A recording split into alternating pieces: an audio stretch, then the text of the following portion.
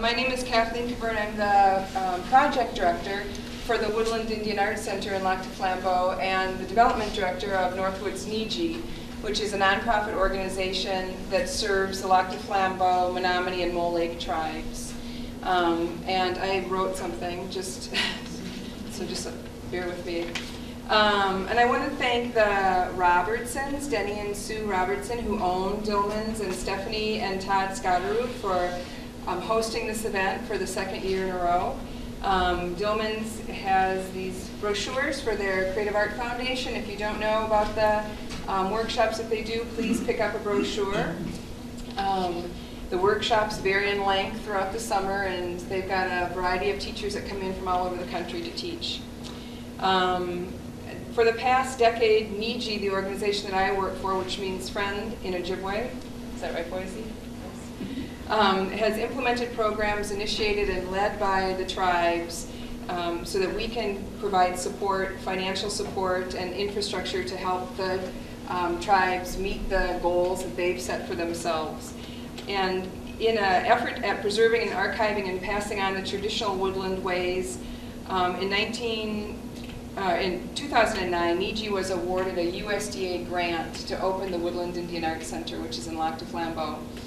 And we want to address the need for artists to have a place to sell their work, to provide mentorship for young people and emerging artists, and to get the word out as a tourist destination, so that the woodland arts become and flourish in the same way that the native arts of the Southwest have.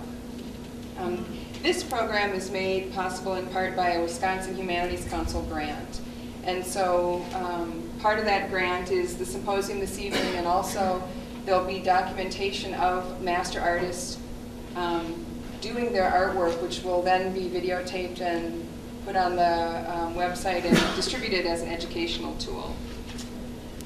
So the art of the woodland people is closely related to the natural environment. Traditionally, everything the Ojibwe people needed to survive came from the plants and animals of the forest. Nature is an integral piece of the native artistic expression, and artists understand the properties and uses of diverse raw materials such as wood, stone, bark, plant fibers, and leather. Tonight, this is a conversation with some master artists from Lac du Flambeau on the techniques, the artistic methods, and the materials that they use. And I'm really very happy to be able to introduce the artists and the people who are part of the symposium this evening. You met, if you were here listening to Frank Montano is going to be part of the conversation, and then we'll be playing this evening at, after the symposium. And then directly after Frank's performance, there'll be a feast upstairs. Leon Boise Vallier is the director and instructor of the Lac du Flambeau Ojibwe Language Program. He also provided the voice recordings for the Lac du Flambeau Ojibwe Language podcast. And if you're interested in finding out more about that, it's ojibwelanguage.podomatic.com. And I believe that was an ANA grant that funded that project. And it's really beautiful, detailed language of various things. Boise can talk more about that, but part of this grant is that Boise will also be doing that as he describes the artists and their techniques for art making. So that will become part of that larger language program that Boise is in charge of.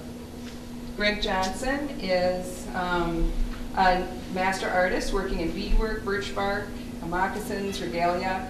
Greg is the artistic director of the Woodland Indian Arts Center, and he was awarded a 2009 Folk Arts Apprenticeship Grant through the Wisconsin Arts Board, and I'm very pleased Greg was part of this program last year. I'm glad he's back.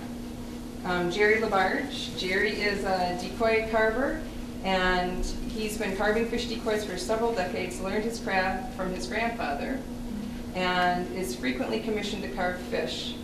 He also works at the Lac du Flambeau Youth Center, where he mentors kids in the traditional art of decoy carving. And Jerry just did a workshop at the Woodland Indian Arts Center a couple weeks ago, and it was really fantastic to watch him working with people and helping them to understand the craft that he is so good at. Sandy Peterson, who is busily working on her basket, and is a master artist from Lac du Flambeau and makes just amazing and beautiful baskets, and was upstairs with a lot of her baskets this evening. And Sandy will be able to talk about how she harvests the material and some of the work that she's doing. So the format for the conversation this evening is basically the artist talking about what they do, and very much hope that it's interactive, so that if you have questions or comments or want to participate, please feel free to do so. And I'm going to turn it over to Greg Johnson. Big wish.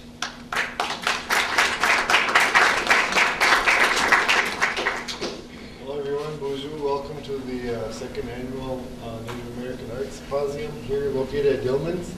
I'd also like to say hello to all my friends and fellow artists here. We represent many traditional forms, the things that we do, things we get from the forest. We get our wigwas for our baskets. We get our leather for our beadwork, and you know, we do a lot of things from these forests you see outside here. And like Kathleen said, I'd like to say it again. You know, Southwestern art is a big thing in Native American communities, and it's in the art market especially. And the focus of the Woodland Indian Art Market is to get us, our artwork, our styles well known to the art market. And it's very, very important that this happen. You know, it tells our story, it tells who we are and what we can do and what we represent. And so that's what we do. And like I said before, you know, we're surrounded by some really amazing people. We have Wayne here, and we have Dick, and he's a good carver, and we have a lot of real talent in here right now. And it's really nice to be involved with something of this magnitude. So I'd like to first introduce my friend and one of my teachers. His name is Leon Valier here, and we brought some items from our local museum here. And what we're going to do is we're going to talk a little bit about these items. What I'll do is I'll bring them out, and we'll tell you what they are. And these are art forms that were created in the past by our ancestors and our relatives that have gone on.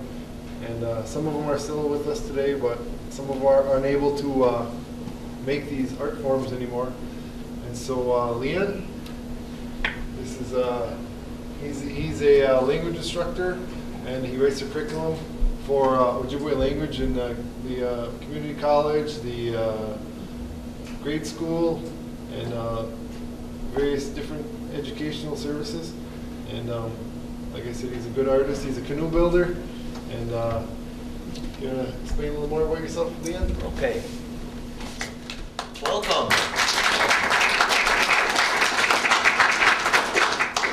Depois meu mam menawa ngam jetun nin wewe nan jebwe mun shin ka dem ka kid wewe nan ba waswa ganing shkon ganing meu man ke get sa man ngam jetun nin wewe nan be monkey mam.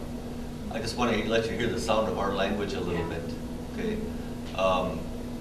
What I'll tell you is I'm very happy to be here tonight because I guess what we're talking about here today is very important.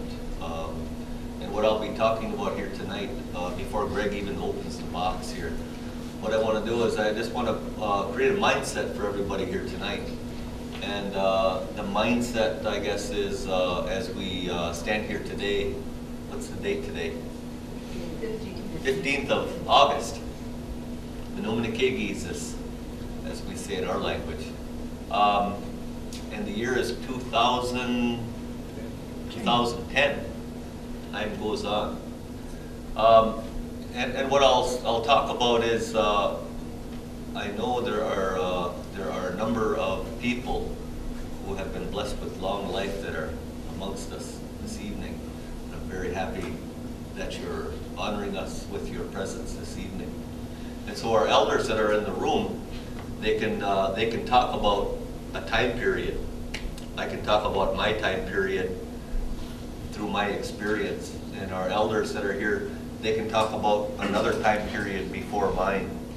And as we lived that experience, Frank was talking about it earlier. What was the term you used?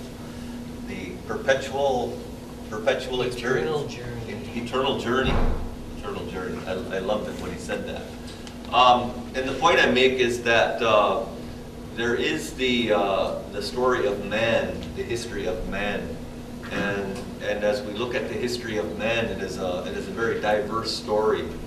And at one time, as I understand the history of man, it wasn't just Ojibwe people that were tribal people, but all peoples of the world were at one time considered tribal peoples. And as we transcend back in time, we also come to an awareness of our origins.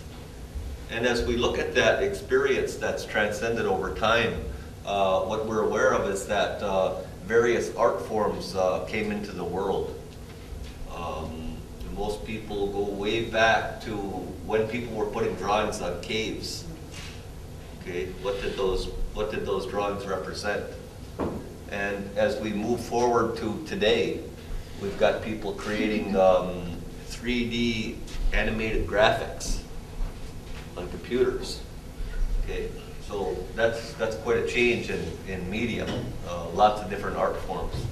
And so the thing that I talk about here very briefly, just to kind of set the stage, is as we look at that experience of man and the unique elements that various peoples of the world have brought forward through their experience, we question how it was that it came about.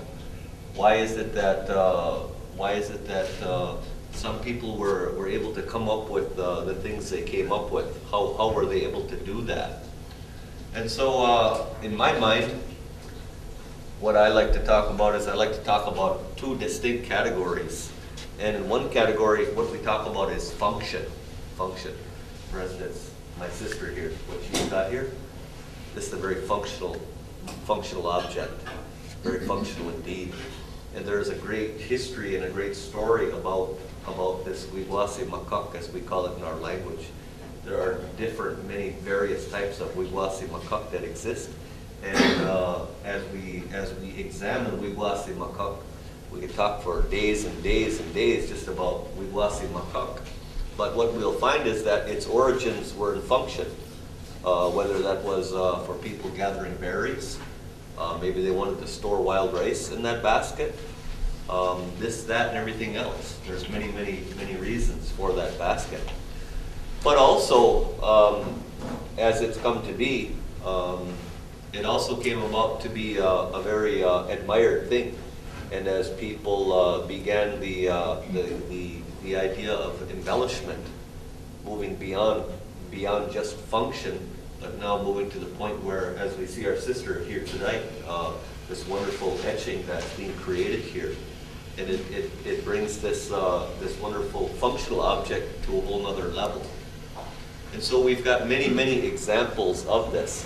And so as I talk about, I guess why we're here tonight is to talk about Ojibwe or woodland art forms.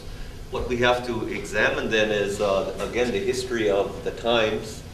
And according to historians, what historians will tell you is that, somewhere around the year 1600 is when the Wemitaguji and Inyag, the Frenchmen, ventured down from Montreal. And about that time then, around at a place as we call Bawating, now known as Sault Ste. Marie, is where the French people encountered Ojibwe people. And thus began the very storied history of the trade that began to take place at that time in history. And as that trade became available then, what it did was it put now into the hands of Ojibwe people different types of tools, different types of materials, different types of colors, different types of cloth, and so on and so forth. And so as a result of that, if you want to call it not so much a renaissance, more of a revolution that now took place in art forms.